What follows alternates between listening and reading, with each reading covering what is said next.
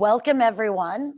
I am Gwyn LaRee, and today we are going to talk about creating characters. Now, you probably already know I am an actor. I've been a professional actor for 13 years, so I'm really good at creating characters from an actor's perspective. But for this, we didn't want to just limit it to that, because we have writers, we have animators, we have puppet makers. So we need to look at all the different ways you build a character for all of those different types of storytelling. Even if you're doing just a podcast, it's a really good idea to know what your character is. So we are going to go through all that. So what we're going to start off with is, what is a character? Judith Weston, her book, Directing Actors, is on your recommended reading list in the Neurodivergent Creators Community Resources page. But in it though, but she says that characters embody the action, dialogue, and motivations that drive your story. And so that's what we really want to look at, because we want our characters to be relatable. Even if they're a villain, they probably don't think that they're a villain. They probably think they're trying to accomplish something. So we, as the character creator, really need to look at those things. There's two big secrets to characters. And the first one is your life, your experiences, the things you like and don't like. Oop, let's go. You are a character. Every character that you put on the page should have stuff in common with you. You know, the old adage, write what you know. Well, one of the reasons we are doing these workshops is because your story is different from anybody else's. And we really want to help you get your story out into the world. So remember, you're a character too. The second one, from Joseph Campbell, who did a ton of research about myths and storytelling. Our life evokes our character. So your life experiences have made you the person you are today. So your characters need to have life experiences. They didn't just step into the room and, okay, here I am. We need to know what they're afraid of. We need to know what they want.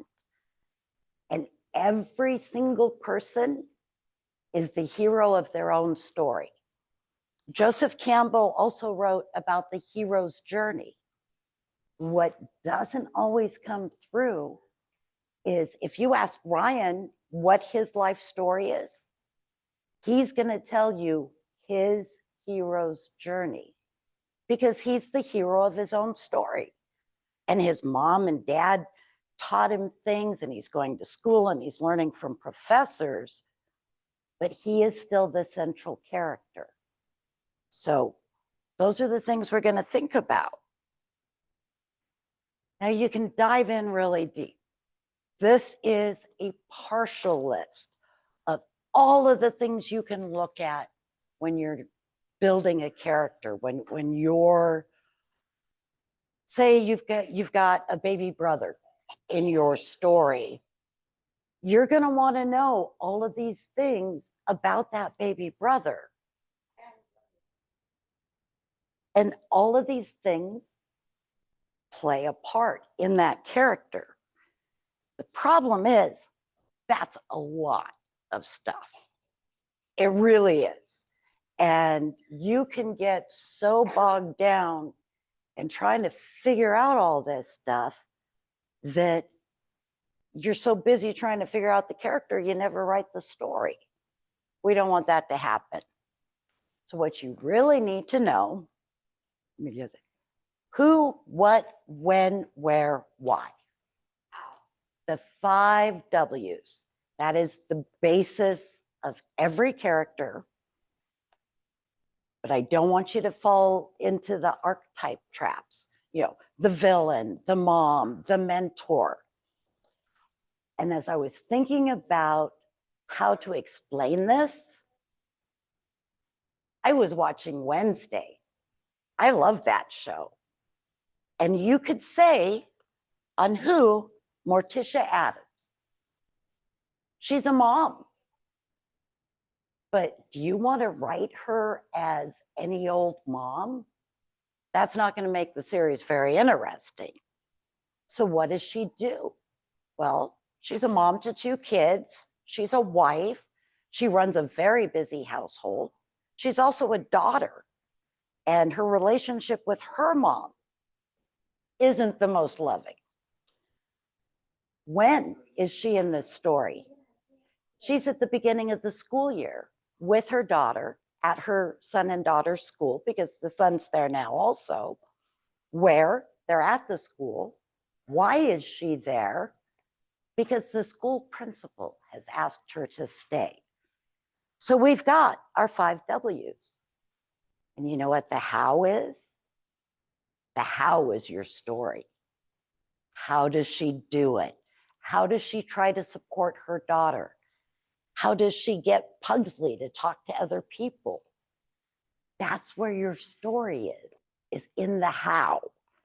So you want to do that.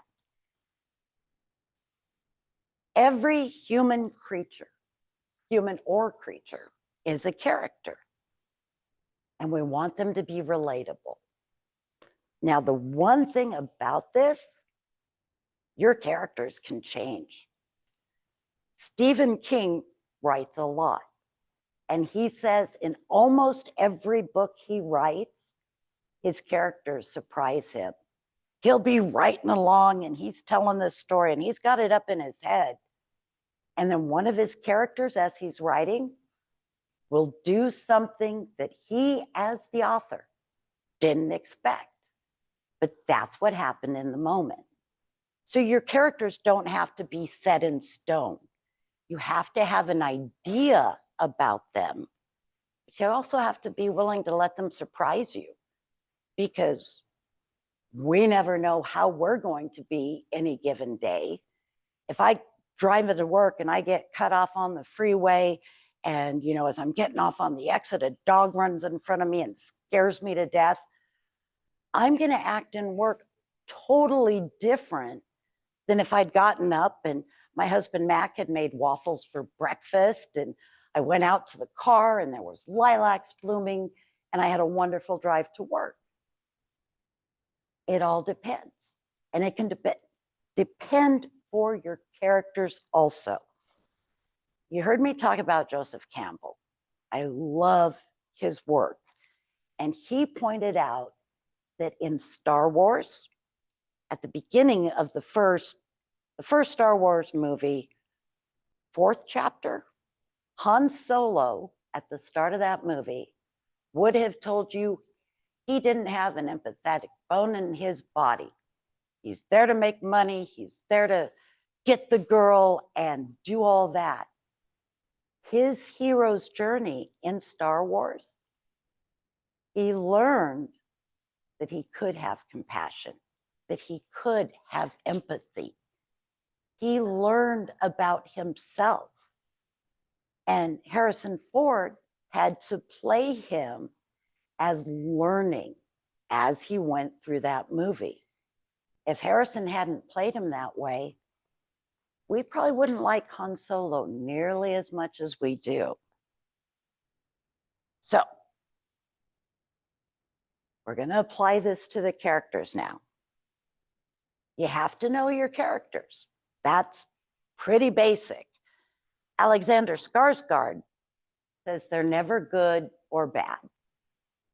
It's just not that simple.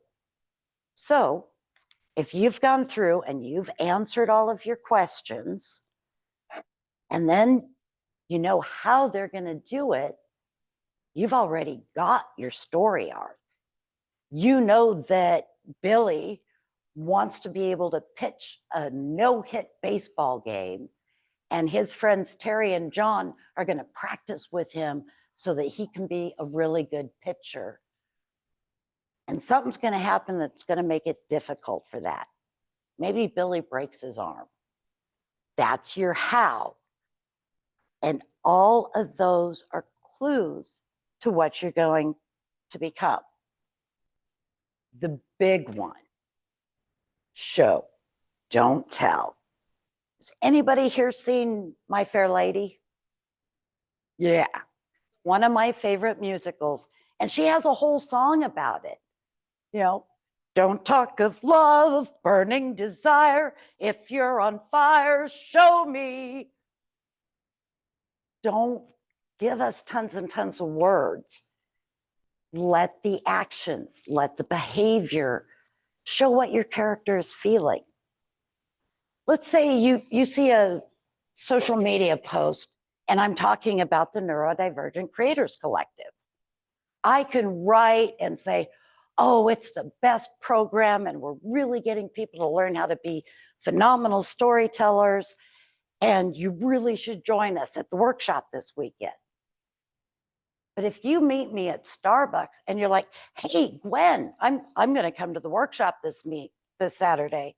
I'm like, oh, yeah, I really love that program. It's pretty special. And yeah, I'm super excited to do a workshop on characters. It's going to be great. Yeah, you should be there. Are you going to come watch me talk? You're not going to believe that I believe in this program, or I'm excited about the topic, because I showed you that I wasn't. But if we meet at Starbucks and I'm like, man, I think you would get so much out of this. I think you're going to love what I have to say about characters.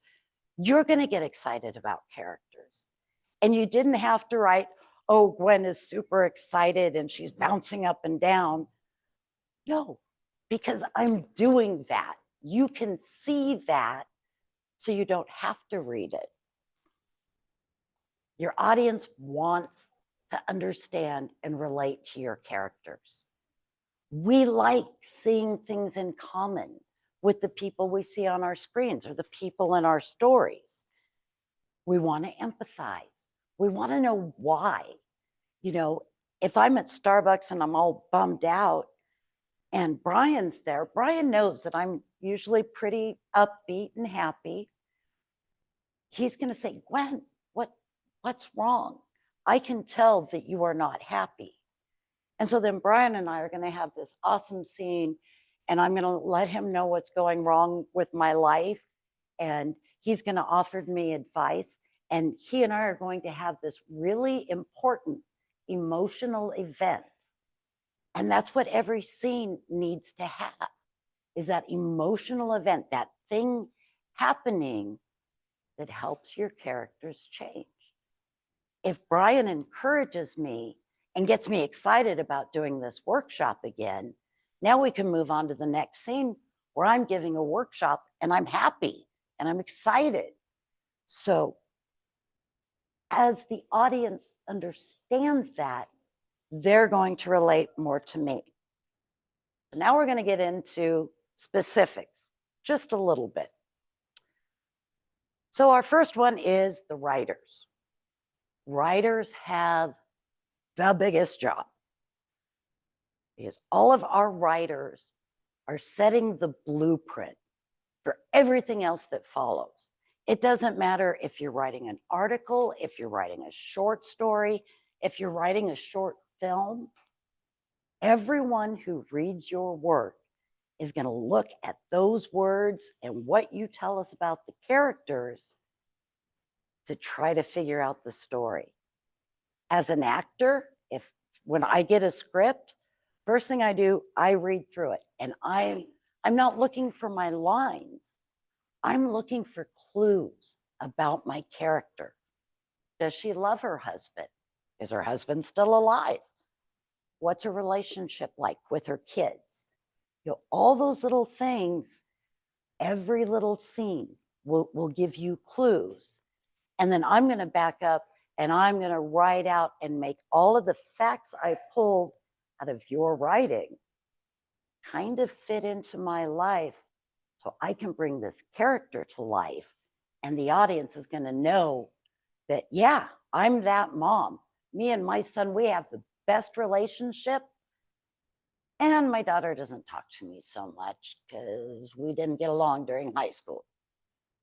All of that's going to come into my performance, but it all starts with the writer. And you may not be available to explain what you put into the character. So we're going to have to figure it out. Then we get the animators and artists. They're not going to go as deep as I go as an actor, but they're going to do the same thing. They're going to read that story and say, what are the clues? Oh, so this guy's got a peg leg. Or maybe he doesn't in the story, but in the cartoon, if we give him a peg leg and he kind of walks like this, that's going to be really funny. Or it could be really scary. Animators and our artists and our puppet handlers, they get to make those choices too. They take what's on the page and make it that much bigger. Producers, you don't think about producers doing much with characters, but you would be amazed because whether it's a stage play or a short film or a feature film, you're going to need a producer to pull all the pieces together, get the funding so that you can make this thing, and then get it out into the world. A producer will look at your script or your story and may say, well, like they did in the film Little Women, we don't like her ending up running the school on her own. Jo runs the school. And she had to rewrite the end of her story to get it published. That said she ran off to the train station and lived happily ever after. Producers have that power. So you want to consider that. Voiceover artists, we're going to put our voices to your character. So if it's someone in the South, or maybe like a squirrel, if it's a little bitty squirrel and maybe she got pink fur because, you know, she stayed out in the sun too long and it dyed her pink and she doesn't understand, but everybody's laughing at her and it's not very nice. We're going to bring that character to life. And we're going to go off of those same clues that we talked about first and foremost. Filmmakers and directors are the best at show, don't tell. All of your really, really good actors will look at a script and they'll work with the director, not to get more lines. They want fewer lines, not because they don't want to memorize them, because you can show so much more being in the character. You don't have to give a big speech. People tend to kind of zone out during a big speech. But if I walk into the bar, walk up to Dan and just slap him, I don't have to say, I'm really ticked at you and you really messed up. No, we don't need that at all. You got it. Everyone knows that Dan messed up. So filmmakers and directors are the ones who will bring that vision to life. Yes, ma'am. On independent projects, yes. Once you get into the bigger projects like television, scripted TV shows, and feature films, you're going to have producers and you're going to have directors. And there's, what did we come up with? 27 different departments, and every single department is going to have a person in charge of it. So feature films, a Marvel film, you're going to have a director and then a second unit director.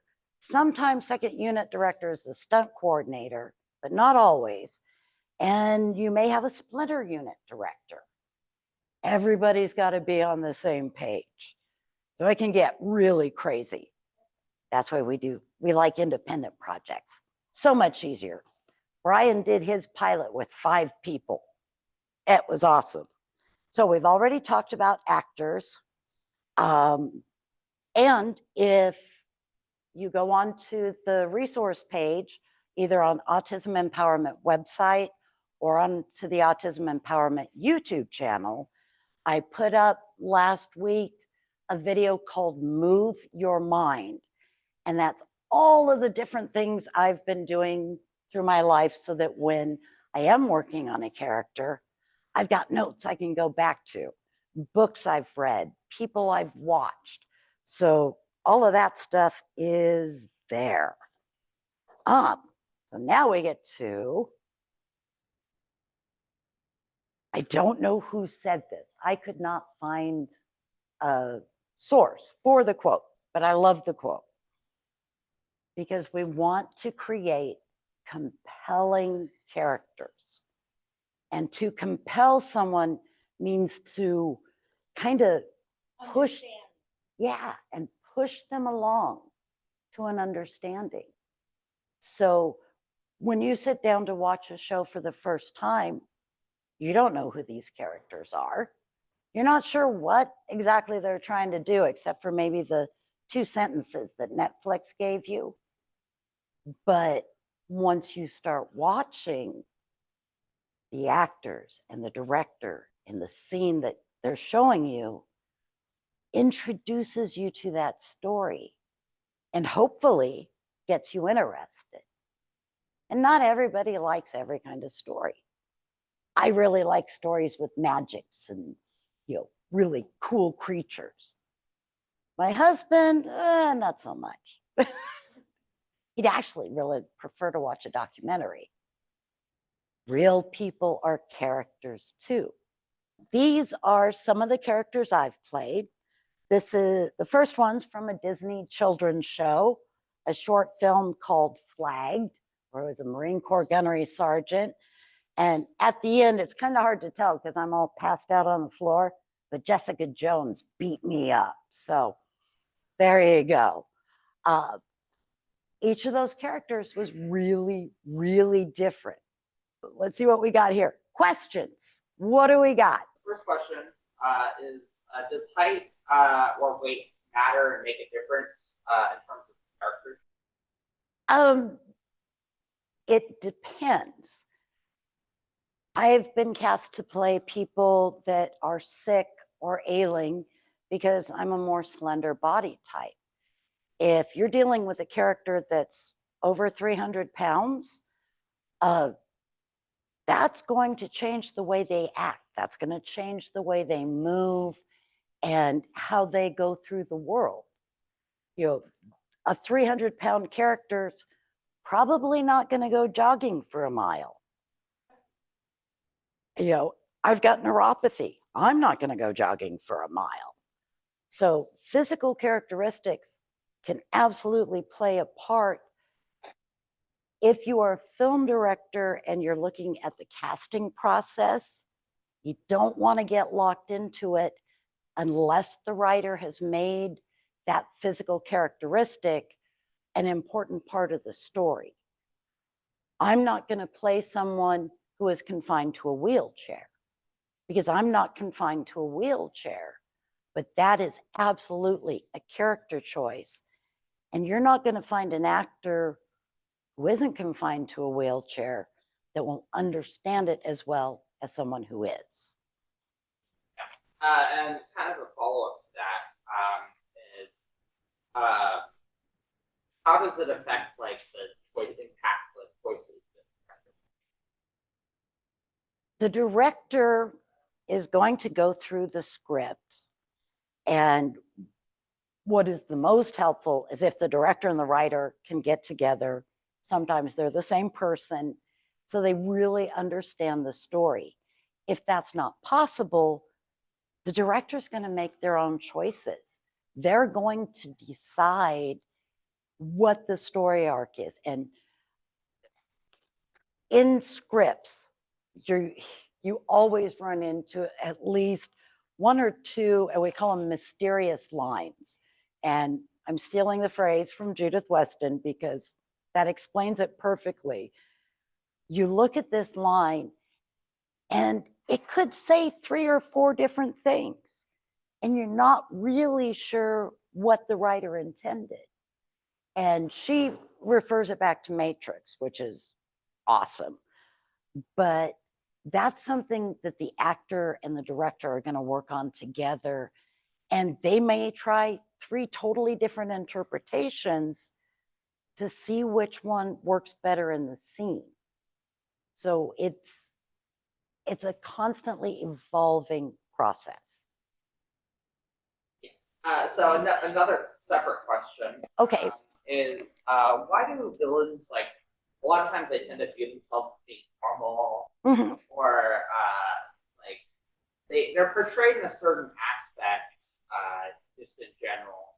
And why do they write them to keep like, why do they build the villains? Do you know anybody in your real life that you walk up and you introduced yourself to them and they said, "Hi, I'm the bad guy. I'm going to try to kill your sister next week"? In reality, that's not going to happen.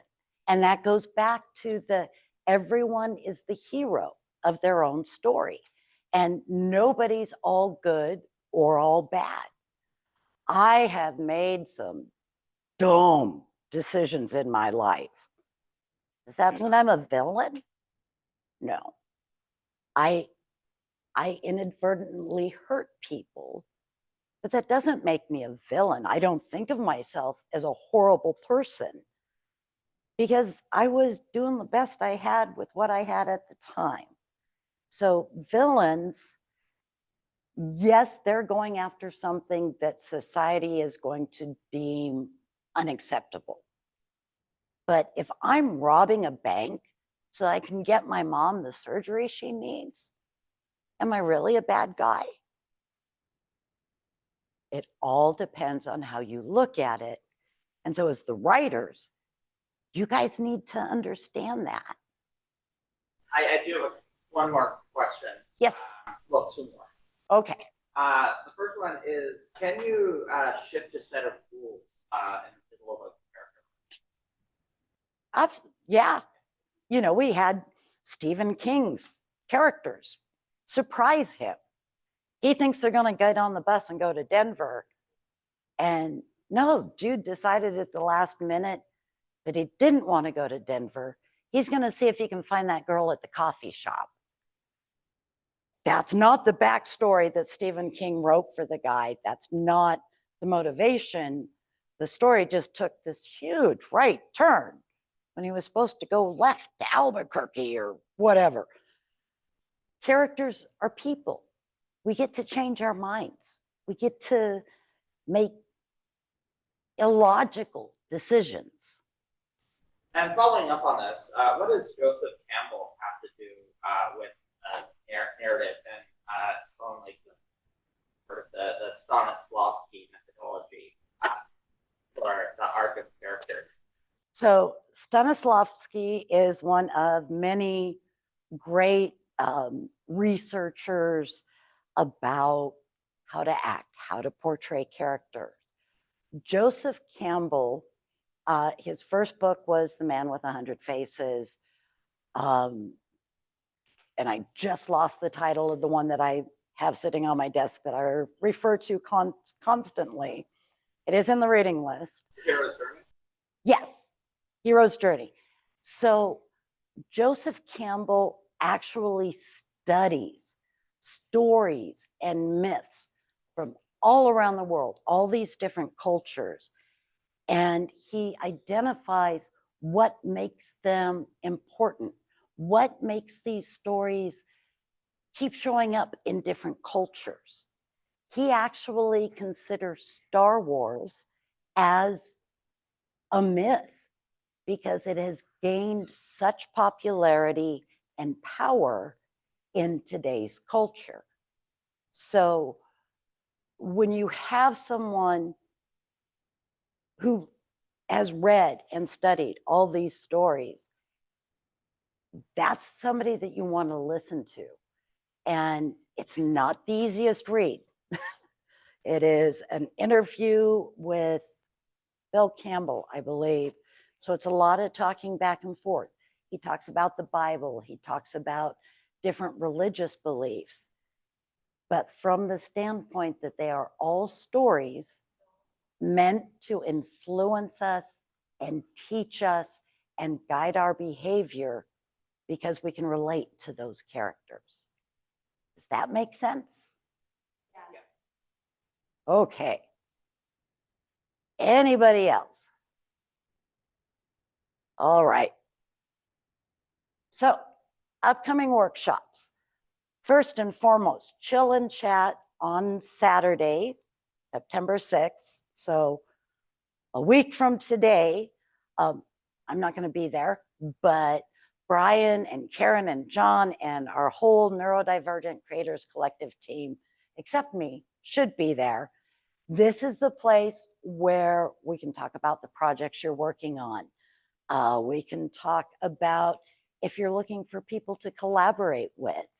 We have Jorge Martinez, who has a puppet film in the works.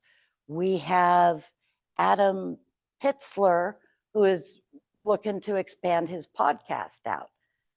Autism Empowerment is looking to expand their podcast and get that going again. So these chill and chat sessions, first Saturday of every month at 3 p.m., that's the place where we can talk about it. We're not there to teach you anything. We're there to hear what you have to say, what you're working on, and that helps us figure out which workshops we need to bring you. Down here in the corner is this QR code, and if you can't get to the QR code, drop me an email, gwen@autismempowerment.org, and I will send you or tell you over the phone, write it down for you, how to get to our interest survey. It's a long survey. There's a lot of parts to entertainment and media, but if you take the time to fill it out, I take the time to go through all of your answers and make notes and make sure that when we have a filmmaking workshop, you're going to get an email. When we have a workshop on editing, I'm going to let you know if you're interested in editing, or if you're interested in comics, we're going to get Brian to teach us more about comics. So this survey is where I find out all that stuff. You can also just email me and say, hey, Gwen, I want the information on this, this, and this. I'll put you on the email list. Super easy.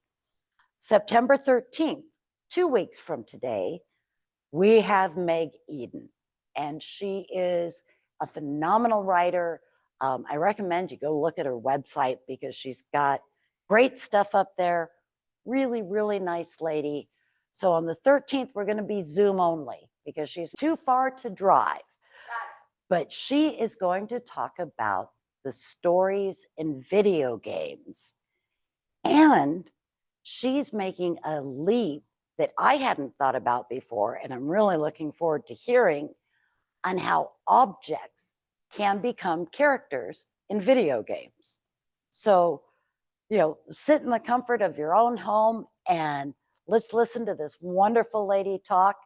Again, we'll have our Zoom moderators, so we should be able to do some question and answers. And I think you're really, really going to enjoy it. And we're going to keep working on programming for much, much more. Thank you very much. And so you can like and subscribe, and that way you get notified every time we get a new video up. We have one coming from Brian really soon that is how to overcome writer's block. So I hope you'll watch it.